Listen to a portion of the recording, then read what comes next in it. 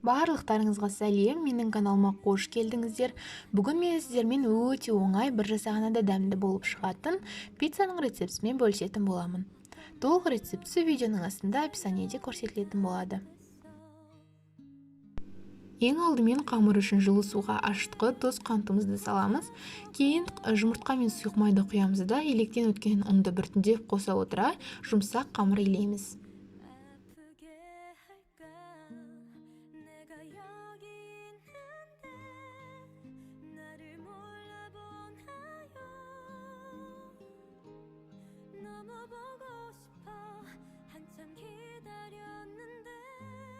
Пиццаның салмасын дайындағанша дейін дайын қамырдың бетін жауып, шамамен 30 минуттарға қоя тұрамыз.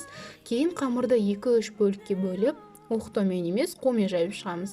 Мен осындай многоразовый коврикке сұйық май жағу арқылы жайып шықтым. Осылай тез әрі оңайырақ болады. Және де сізде болмаса, пергаментке немесе противенің өзіне де жайсаңыз болады. Және соусына кетчуп пен майонез, начинкасына колбаса, қызанақ, болгар бұрышы мен сырды қолдандым.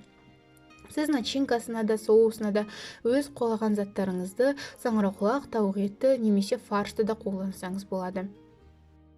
Пиццаны 200 градуста қыздырылған пеште шамамен 10 минуттай пісіреміз. Осымен пицца дайын болды, өте дәмді болып шығады, әрі тез дайын болады. Жасап көріңіздер, сіздерде де дәмді болып шығатынына сенемін, сіздерге сәттілік тіледім. Егер де видео ұнаған болса, лайк басып, пікір қалдырып, менің арнама жазылуды ұмытпаңыз. Сіз қандай тағам тәтті түрлерін ұнатасыз, немесе үйренгіңіз келеді, пікірге қалдырып отырыңыз. Мен соларға видео түсіріп салуға тырысатын боламын, иншалла. Сіздермен болған Әсел, келесі видеода кездескенше.